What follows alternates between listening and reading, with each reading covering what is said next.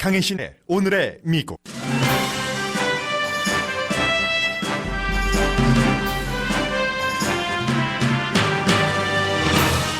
제임스 마티스 국방장관의 사임은 공화당 정치인을 포함해 세계가 크게 걱정합니다. 마티스 장관은 대통령과 군사 외교에 대한 시각이 달라 사임한다는 공개 편지를 주머니에 넣은 채 대통령을 만났습니다. 대통령은 절대로 변치 않는다는 것을 최종 확인한 뒤 사임 발표를 했습니다. 마티스 국방장관과 트럼프 대통령의 시각은 시리아 철군에서부터 한반도에 이르기까지 맞는 게 거의 없었습니다. 트럼프 대통령 집권 3년째는 기본기와 세계관 없이 본능에 따른 위험한 외교 정책의 해가 될 것으로 예상됩니다. 워싱턴 포스트에는 그럼에도 불구하고 한미 동맹은 유지돼야 한다는 기고문이 실렸습니다.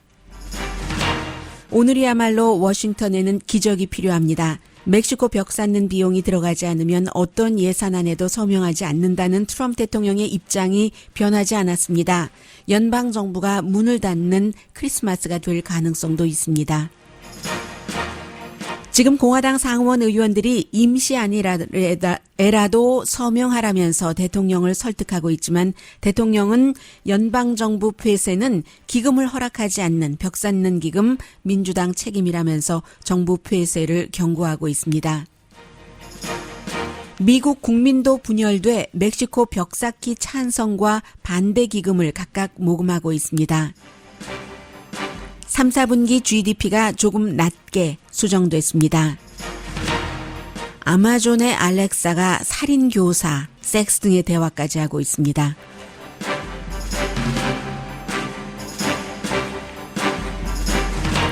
여러분 안녕하십니까? 오늘의 미국 강희신입니다. 어제는 정말 정신없는 하루였습니다. 제가 방송에서 정치인들이 연방정부 문을 닫게 하겠어요? 라고 말씀을 드렸는데 그 말도 틀렸습니다.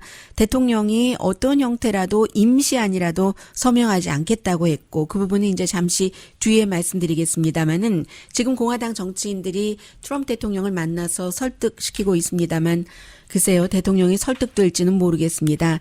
제임스 마티스 국방장관도 지난 2년 내내 뒤에서 대통령을 설득하고 여러 가지 그 위험 수위까지 갔던 것도 맞기도 했고 잠시 뒤에 한반도를 포함해서 그 예를 말씀드리겠습니다마는 그리고는 이제 어제 주머니에 딱 그 사직서를 넣고 그 사직서도 내용을 보면은 대통령을 공개적으로 비난하지는 않았습니다만은 왜 내가 사임을 하는지를 사람들에게 알리는 딱 그 마음을 먹고 간 겁니다. 그리고는 시리아 철군에 대해서 서로 얘기를 하다가 대통령이 먼저 트윗을 하더군요. 예, 제임스 마티스 국방장관이 사임할 것이라고. 그리고는 이제 바로 제임스 마티스 국방장관도 내가 왜 사임을 해야지만 되는지 결정을 한 이유를 국민들에게 말하자면 공개 편지 보낸 식이죠. 그렇게 했는데 트럼프 대통령이 시리아에서 미군 2,000명을 전원 철군시킨다고 발표를 할 때 누구와도 상의하지 않았습니다. 동맹국 독일 물론이고요. 그리고 심지어는 대통령 자신의 합참의장과도 조셉 던포드와도 상의하지 않고 트윗으로 그냥 결정을 해버린 겁니다. 그러나 이 제임스 마티스 국방장관은 미국이 지금처럼 그 강한 것은 미국이 경찰 국가가 돼야지 된다고 생각하지는 않지만 그러나 강한 동맹 그리고 동맹에 대한 존경을 보여주지 않고는 미국은 오늘날까지 오지 못했다. 그리고 그 강함도 유지하지 못한다. 파트너십, 동맹 이런 것들은 미국을 그동안 정말 미국다운 그런 나라로 만들었는데 이제 대통령과 뜻이 다르고 미국의 대통령은 본인이 원하는 본인의 시각과 같이 갈 수 있는 그런 사람을 국방장관으로 선택할 권리가 있다. 나는 뜻이 맞지 않아서 안 한다 하는 얘기를 했습니다. 그런데 이 제임스 마티스가 어떤 사람이냐면요. 버락 오바마 대통령이 해고했죠. 몇 년 전에. 왜 해고했냐면 지금의 제임스 마티스 국방장관은 트럼프 대통령과 비교해 볼 때 굉장히 그 어른스럽다고 하고 뭐 지금 워싱턴에서는 뭐 최고의 어른이다라고 불릴 그럴 정도지만 해병대의 사성 장군이잖아요. 제임스 마티스 국방장관이 오바마 시절에 그 중부 그 사령관을 할 때 너무나 그 당시에 그 오바마가 보기에는 마티스가 너무 호전적이기 때문에 특히 뭐 이란 같은 데 대해서요.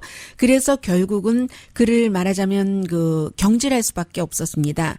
그가 제임스 마티스가 본인이 원치는 않았지만 중부 사령관에서 내려오고 나서 온 곳이 바로 캘리포니아 그 스탠포드 대학교거든요. 그 스탠포드 대학교에서 연구도 하고 뭐 학생들도 가르치고 하면서 너무 그때 행복했다고 얘기를 합니다. 날씨도 좋고 또 마티스 그 당시에 그 중부 사령관의 입장에서 볼 때는 버락 오바마의 시각이 너무나 변호사적이다. 너무 조심스럽다는 뭐 이런 얘기겠죠.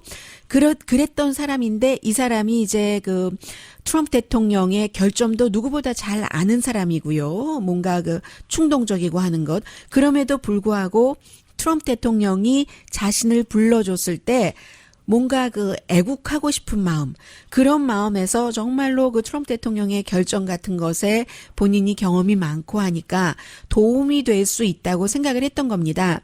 제임스 마티스가 버락 오바마로부터 말하자면 해고되기 직전에 오바마에 대해서 어떻게 생각을 하고 있었냐면요.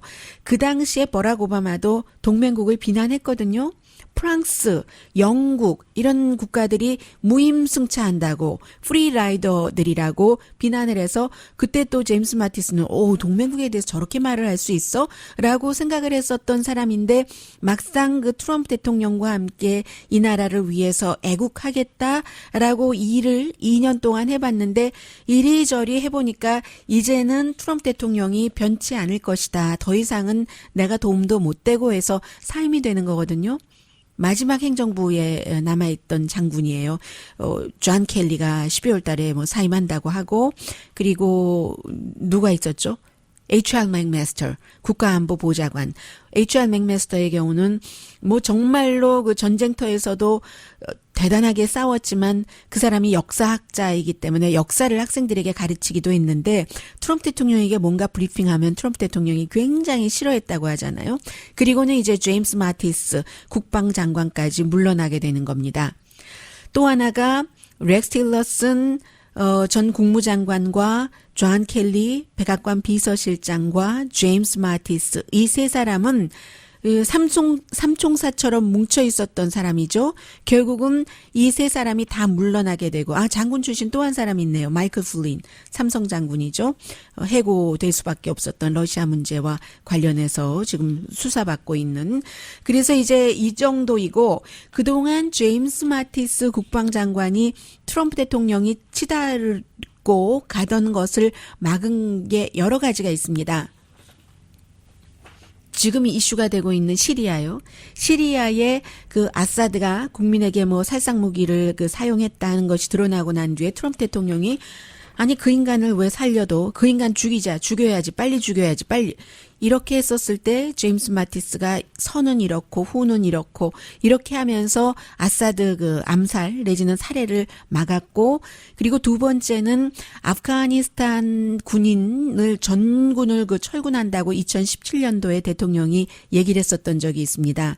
그런데 오히려 그 이후에 3,000명을 더 배치를 했고 이것도 또 달라졌습니다. 어제 트럼프 대통령이 아프가니스탄 미군도 철군한다고 했고 여기에 대해서도 공화당 정치인들은 지금 다른 반응을 보이고 있고요. 세 번째, 트럼프 대통령이 2018년 올해 4월부터 캐러번 하면서 군인들을 거기를 다 보내겠다 했었을 때도 제임스 마티스 국방장관이 막았습니다. 결국은 가을에 지금 몇천 명 보냈잖아요.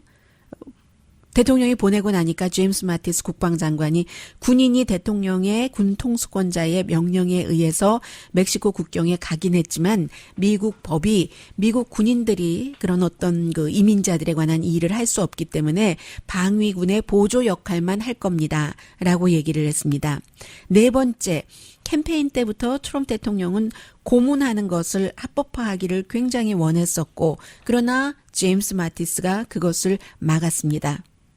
다섯 번째, 지금 한국이 굉장히 놀라고 있을 겁니다.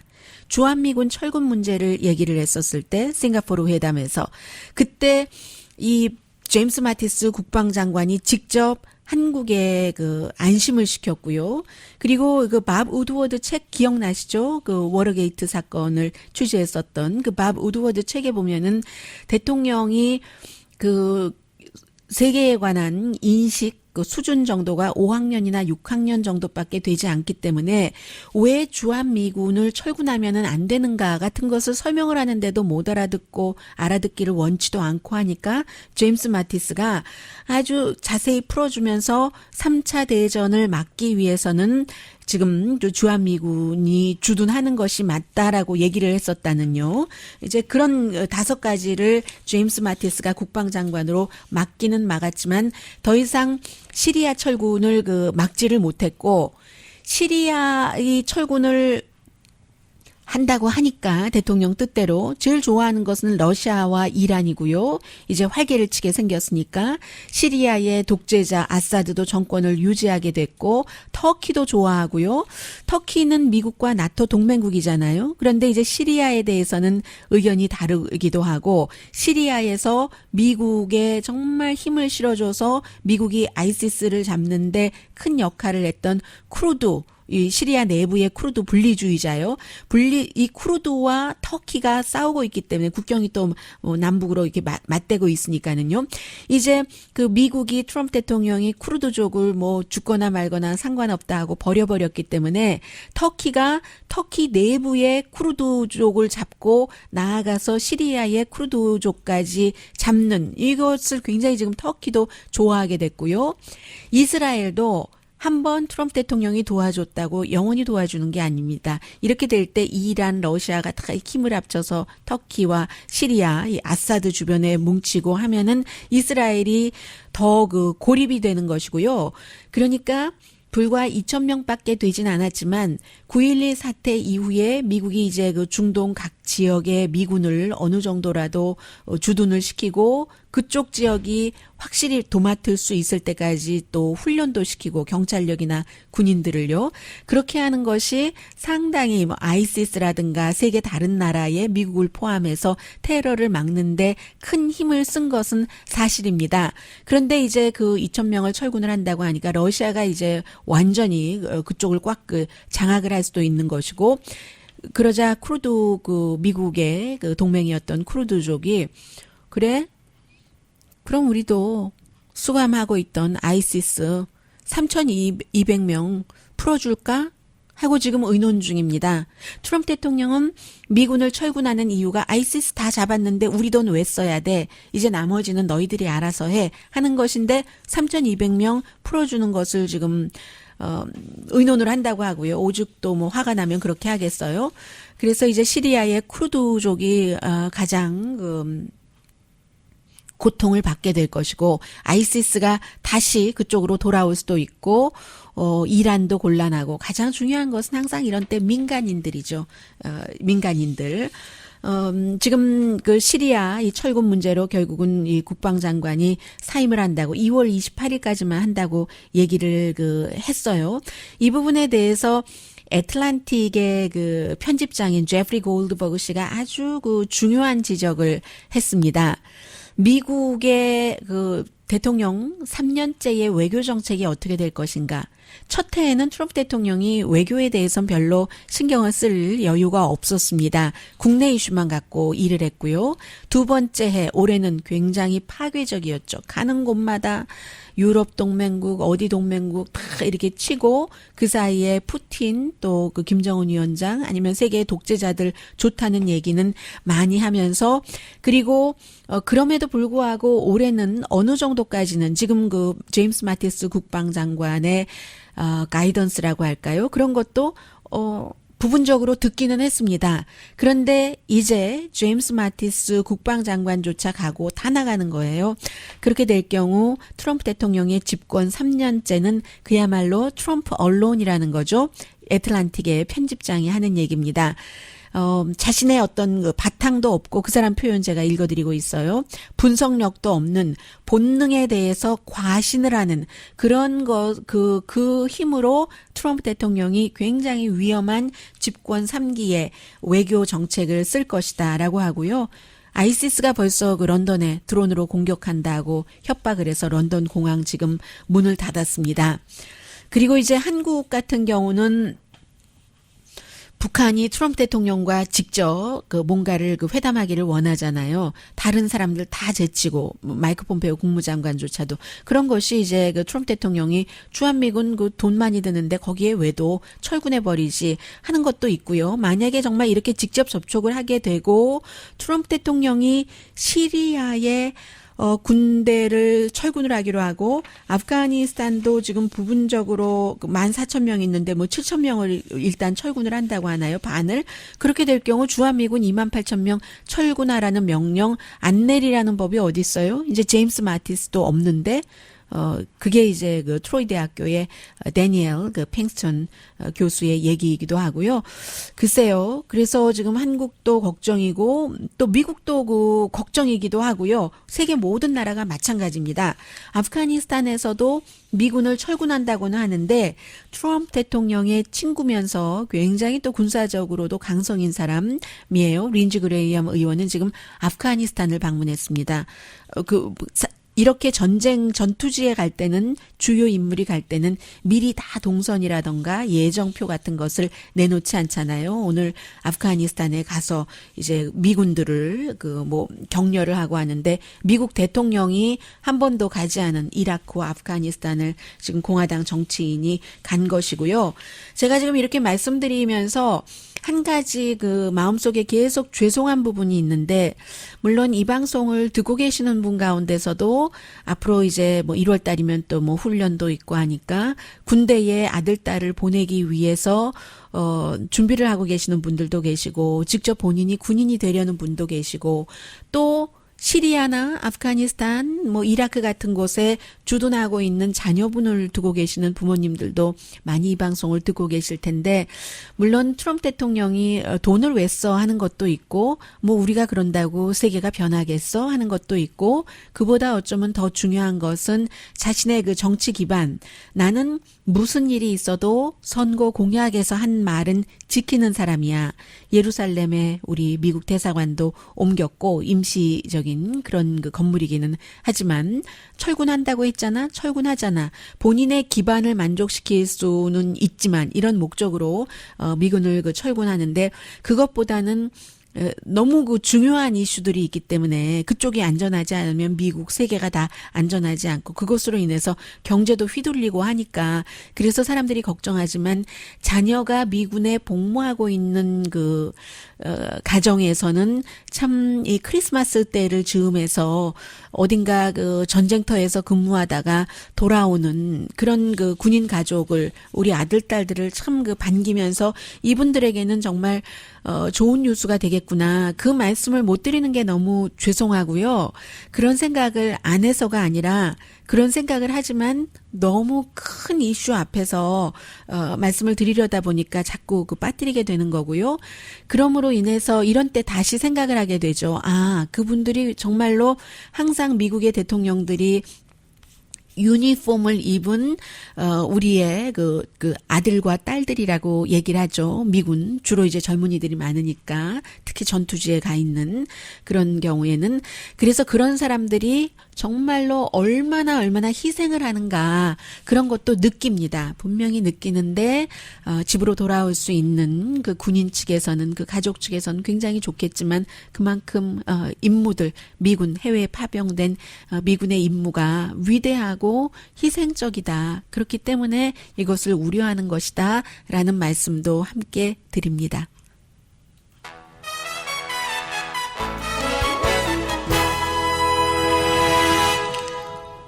얼마 전에 이제 제가 친구와 점심을 먹는데 그런 얘기를 해요.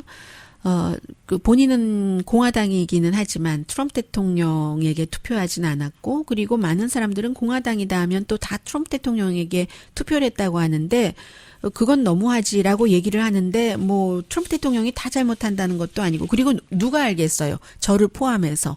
다 잘못하는 부분이 어느 부분이고 잘한 부분이 어느 부분이인지는 나중에 알 것이고, 그러나 이제 대체적인 그 윤곽으로 볼 때 지나친 감이 있다, 많은 부분에서, 이런 얘기인데, 그 친구가 그러는 거예요. 그래서 뭐 억울하다고. 그래서 제가 그랬습니다. 억울할 것은 없다. 지금 이미 공화당은 내 친구, 네가 원하는 그런 공화당이 아니라 그 공화당 시절 지났거든. 그 트럼프의 공화당이기 때문에 공화당의 정치인들이 어젯밤에도 결국은 트럼프 대통령 벽 짓는 것까지 포함된 그 예산안 넣어서 공화당 그 하원은 통과시켰잖아요. 이래서 하원이 상원보다 당파적이라는 소리, 숏게임을 한다는 소리를 듣는 겁니다. 그럴 수밖에 없고요. 자, 잠시 뒤에 과연 연방정부 문을 닫을지 공화당 상원 의원들 지금 백악관에서 곤혹을 치르고 있을 것 같아요. 전해드립니다. 라디오 서울방송 오늘의 미국 듣고 계십니다. 네, 오늘 아침에 그 트럼프 대통령이 연방정부 문 닫으면 내 탓 아니고 민주당 탓이다 하는 긴 설명하는 트윗을 뭐 몇 개 올렸고요. 그리고 이번에 문 닫으면 오랜 기간 동안 문을 닫을 수도 있다라고까지 얘기를 했습니다. 대통령 그 백악관 그 선임 고문인 켈리안 코너이의 남편이 도대체 누가 트럼프 대통령을 멈출 것인가라고 트윗을 했던데요. 어제 이제 오늘의 미국이 끝나고 나서 민주당의 그 하원 의원들이 지금 물러나는 하원 의장이죠. 폴 라이언과 또 캘리포니아가 지역구인 저쪽 중가주요 케빈 맥카티 차기 하원 의장이 대통령을 백악관에서 만났습니다. 만나고 나서 한 뭐 로스앤젤레스 시간으로 11시는 넘었을 때예요. 기자회견을 하는데 대통령이 벽 쌓는 이 예산안이 포함되어 있지 않으면 절대로 서명하지 않는다고 하더라 해서 깜짝 놀랐어요. 왜냐하면 오전에 오늘의 미국이 시작되기 전쯤에 연방 상원이 임시안을 표결을 하겠다 해서 결국은 상원은 통과시켰잖아요. 그게 2월 8일까지로 문을 열면서 벽 쌓는 비용을 어떻게 할 것인가를 또다시 의논하기로 그랬는데 그 하원 그 현 또 미래의 지도자가 대통령과 만나고 나선 대통령이 안 할 것이다, 서명 안 할 것이다 해서 이제 깜짝 놀랐습니다. 왜냐하면 상원 안에는 그 벽 쌓는 것은 따로 하기로 하고 그 비용은 포함되어 있지 않았거든요. 그런데 하원이 지금 얼마나 공화당이 모든 것을 다 그 대통령에게 맞추는가, 연방정부 문을 닫아도 좋다는 얘기입니까? 하원 의원들은 이 안에 대통령이 원하는 57억 달러를 포함을 해줬어요. 예산안을. 그래서 공화당이야, 하원은 공화당이 다수당이니까 당연히 그 당파적으로 통과를 시켰죠. 뭐 217대 185로 통과를 시켰는데, 그러니까 대통령이 그렇게 얘기를 하죠. 또 하원 공화당 너무 잘했다. 오늘 상원 공화당도 뭔가를 해야지 된다. 그 뭔가라는 게 뭐 예를 들어서 의사 진행 방해를 한다던가, 아니면 그 표수 60표가 아니라 뭐 뉴클리어 파워를 활용을 한다던가, 이런 식으로 해서 이 새롭게 그 벽 쌓는 것도 하고 해서 이거 통과시켜라 하는 얘기입니다. 근데 그게 가능하지가 않은 게 민주당 의원들이 절대로 또 통과시켜주지 않는다고 하고, 미치 맥코넬은 대통령 뜻 안 따를 것으로 보이는데요, 지금. 그러니까는 하원에서는 아마 차기 그 케빈 맥카시가 더 그 폴 라이언보다는 대통령의 뜻을 따르고 싶었겠죠. 일단 그 처음 시작하는 사람이고 또 워낙에 트럼프 대통령을 강하게 지지하는 사람이니까요. 데빈 누네스와 함께 두 사람 다 아주 그 묘하게 공화당이고 캘리포니아주예요. 중가주예요. 지역구가. 그래서 아직 모르기는 모르지만 정말 트럼프 대통령이 말한 것처럼 트럼프 대통령의 행위는 최종 행위가 있기 전까지는 어떻게 될지 모른다. 저도 어제 짐작하지 못했으니까요. 임시 예산안을 통과시키면은 그것을 대통령이 받아서 서명할 줄 알았거든요. 크리스마스 때 연방 공무원이 지금 한 80만 명 정도 된다고 하는데 그 봉급 못 받고 일 못해야지 되는 연방정부가 본인들이 원하지도 않는데 폐쇄돼서 그렇다고 하는데 크리스마스 때에 그렇게 차가운 물을 대통령이 연방 공무원들에게 끼얹으리라고 생각을 못했고 저의 이 작은 머리로는 상상을 하지 못했었던 것이고 트럼프 대통령 머리는 저보다 훨씬 큰 머리이기 때문인지 그거를 안 한다고 해버린 것이고요. 그렇습니다. 그래서 지금 그 뒤에는 뭐 모르죠. 어떻게 하는지. 아무튼 내가 닫는 것 아니라고 대통령은 얘기하고 있지만 대통령이 자랑스럽게 문 닫겠다고 했잖아요. 아주 자랑스럽게 멕시코에 벽 쌓는 것 아니면. 그렇게 될 경우 지금 9개 연방정부가 문을 닫게 됩니다. 국토안보부, 법무부, 국무부, 교통부, 내무부 그리고 또 어떤 부서가 있나요? 제가 다는 못 외우거든요. 9개 부서, 국방부 빼고 무급이에요. 80만 명. 왜 뉴욕타임스는 42만 명이라고 하는데 뭐 블룸버그 같은 데선 80만 명으로 보는지는 잘 모르겠어요. 그리고 이제 이 부분에 대해서도 굉장히 지금 강조하는 게 어제도 그 스티븐 밀러가 CNN 방송에 울프 블리처와 인터뷰를 하는데 마구마구 그 화를 내는 거예요. 분노라기보다는 싸움터에 나가서 우리 동료가 바로 옆에서 총 맞고 숨진 것을 본 그런 그 전우회처럼 막 그런 전사처럼 마구마구 그 스티븐 밀러가 얘기를 하는데 지금 그 멕시코 쪽에서 다 무슨 범죄자들이 미국으로 지금 들어오고 있다는 겁니다. 이 순간에도 너무 많이 차고 들어오고 있기 때문에 위험하다. 미국이 지금 너무 위험한데 한 달, 두 달 뒤가 아니라 지금 바로 벽을 지어야지 되고 의회는 바로 대통령에게 그 벽 짓는 비용을 줘야지 되는데 지금 막 얼마나 위험한데 지금 들어오고 있어요. 들어오고 마구 그러는 거예요. 그랬더니 울프 블리처가 나중에 중간에 이제 좀 다른 질문하려고 껴들어가려고 하더라도 그런 것을 허용을 하지 않고 이 젊은 그 대통령의 신뢰받는 선임 그 고문인가 자문 스티븐 밀러가 계속 그렇게 얘기하니까 나중에는 울프 블리처가 calm down. 우리가 지금 여기서 이렇게 소리 지르면서 싸울 필요가 뭐가 있어? 라고 얘기를 했고요. 아무튼 연방 공무원들도 크리스마스 기간에 봉급 안 받고 좀 싸늘한 마음을 맞을 사람도 있을 가능성도 높다 말씀드리고요. 그리고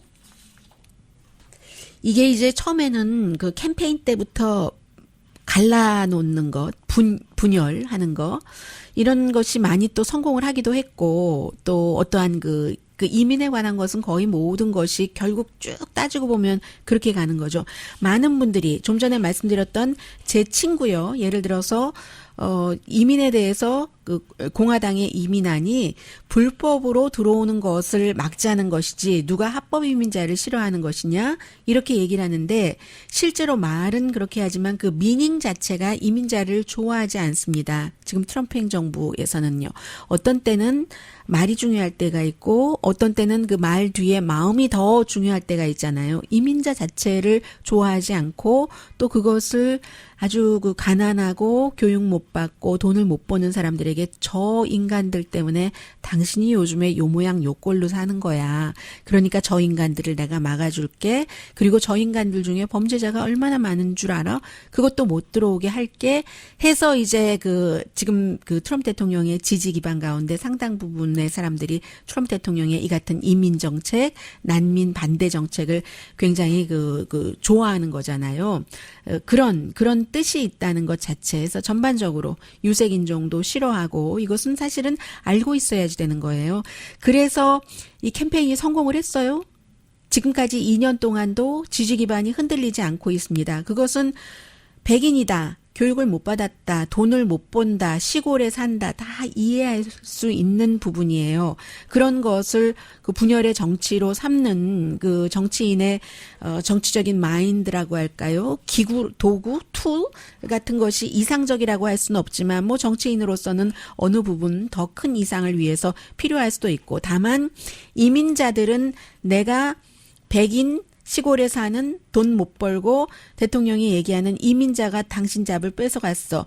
그렇게 생각해야지 되는 대상자가 아니라면 이민 이슈에 대해서 이 트럼프 행정부의 이민 그 이슈 애니멀이라고 하는 거기에 그 동조를 할 필요는 없다는 것을 말씀을 드리고요. 제가 지금 말씀드리는 것은 저 개인의 말씀을 드리는 것은 아니고 방송하는 사람으로서 더군다나 소수인종의 방송 매체이기 때문에 정말로 어떤 그 의무감이라든가 아니면 공공적인 그 발언을 해야 될 때가 있어요. 하기 싫어도 해야 될 때가 있습니다. 그래서 이제 이민에 대해서 제가 말씀드리는 부분은 완전히 소수인종의 방송인으로서 말씀드리는 거고요.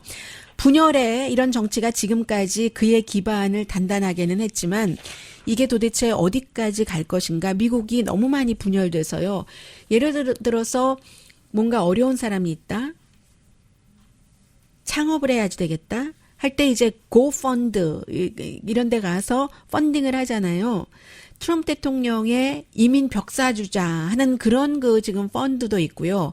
아니면 그에 대해서 반대하는 그 트럼프 대통령의 그 이민 벽 쌓는 것에 반대하는 그런 그 펀드도 있거든요. 해서 이제 그 반대하는 그 펀드에서는 목표액이 다 채워지지 않으면 뭐 비영리 뭐 난민센터 이런 데다 기부한다고 하고 이 정도로 완전히 지금 미국은 반쪽이 났어요. 반쪽이 났습니다. 경제도 어렵고요. 더 어려워질 거고요. 내년에.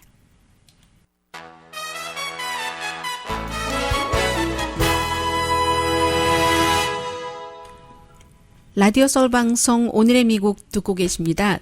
만약에 지금 연방정부가 문을 닫으면요. 공무원들뿐만이 아니라 여러분들도 영향을 미치게 되는데 가장 걱정되는 부분은 이 부분이네요. 어찌 보면 스몰 비즈니스 융자 받으려고 신청하셨던 분 그리고 집 사시기 위해서 융자 받아는 신청하고 이러는 부분은 기다리셔야지 되거든요. 연방정부 다시 문 열 때까지요. 그런가 하면 우편물은 그대로 옵니다. 미국이 뭐 좀 독립적으로 그 예산 부분이라든가 아니면 그 상징적으로 독립적인 기구가 여러 군데가 있잖아요. 우정국, 뭐 FBI도 좀 그렇고 연방준비제도도 그렇고 다 이런 때를 대비해서 우정국 같은 경우는 세금에 의존하지는 않습니다. 그 운영 자체가. 그래서 우편물은 배달되고요. 예전에 그 2013년도에 16일 물론 그 올해 초엔가도 주말에 살짝 뭐 문 닫은 건지 안 닫은 건지 모르게 닫은 적이 있었지만 그때는 별로 생산성하고는 상관이 없었고 16일 동안 2013년도에 문을 닫았었을 때 한 20억 달러 정도 그 손해 봤고요. 그리고 국립공원이 문 닫고 뭐 일부는 안 닫을 수도 있지만 그 부분적인 서비스가 안 되고요. 박물관, 동물원, 여권 신청하시는 분들도 신청 불가능합니다. 교통부가 완전히 닫지는 않지만 공항 같은 데가 운행이 돼야지 되니까요.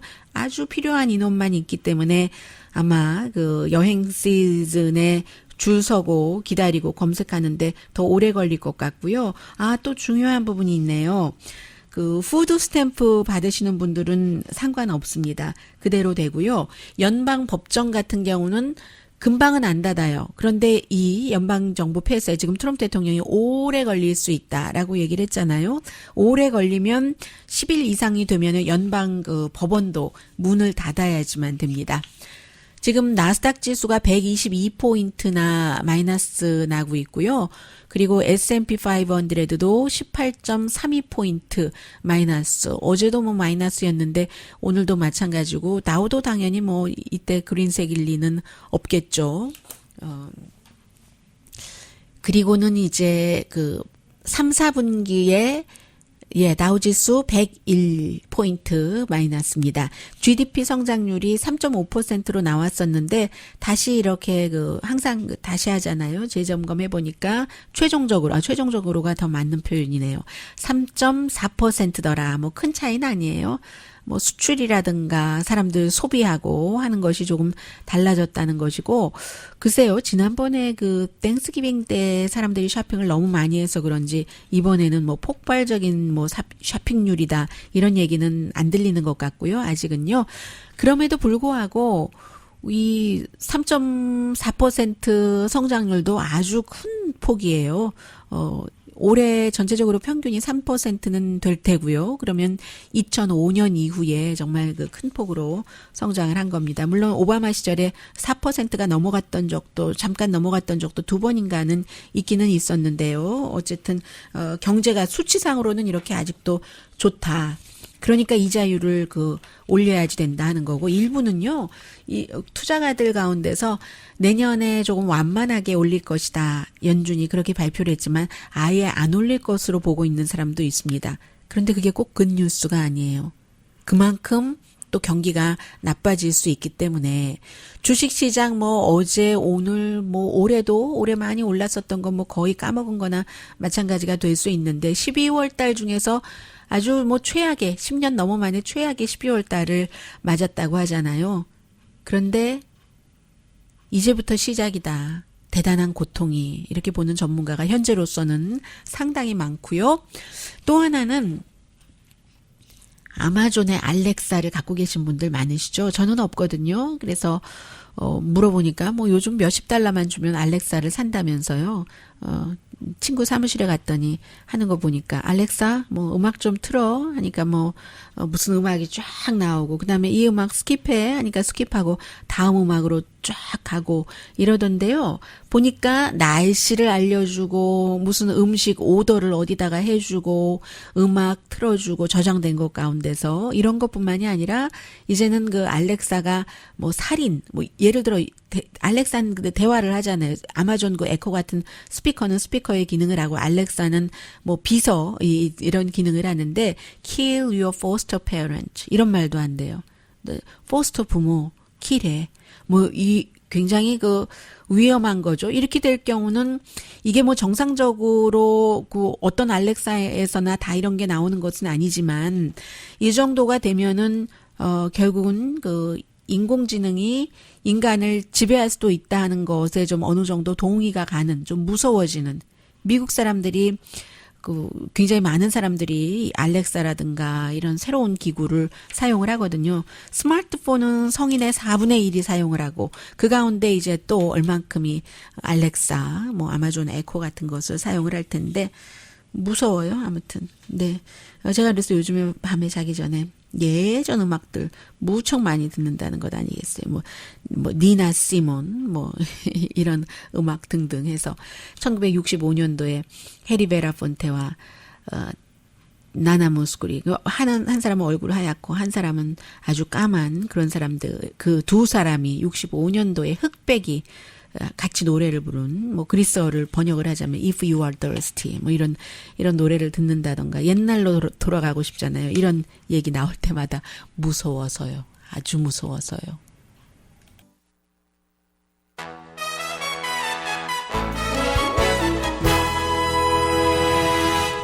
라디오 서울 방송 오늘의 미국 듣고 계십니다. 코리아 소사이어티 이제 뉴욕 지부의 그 회장인 토마스 번 씨가 오늘 워싱턴 포스트에 칼럼을 썼는데요. 제가 앞에 헤드라인에 그럼에도 불구하고라고 말씀드렸는데 그럼에도 불구하고의 모든 것은 생략을 하겠습니다. 미국과 한국 동맹은 단단할 수 있고 단단해야지만 된다.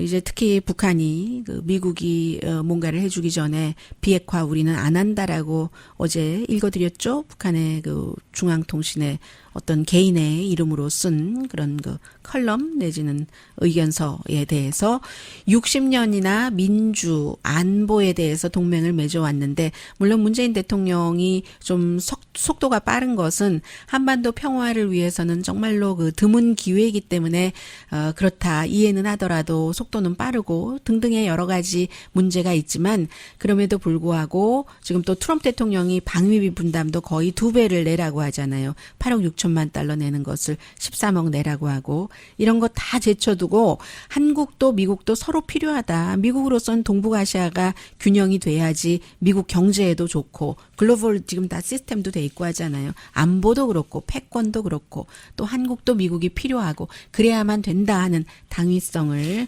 상당히 얘기를 했습니다.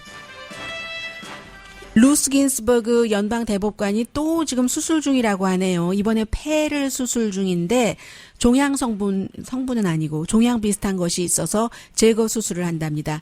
다시 또 활기차게 마치 아무 일 없다는 듯이 나오길 바랍니다. 강혜신이었습니다.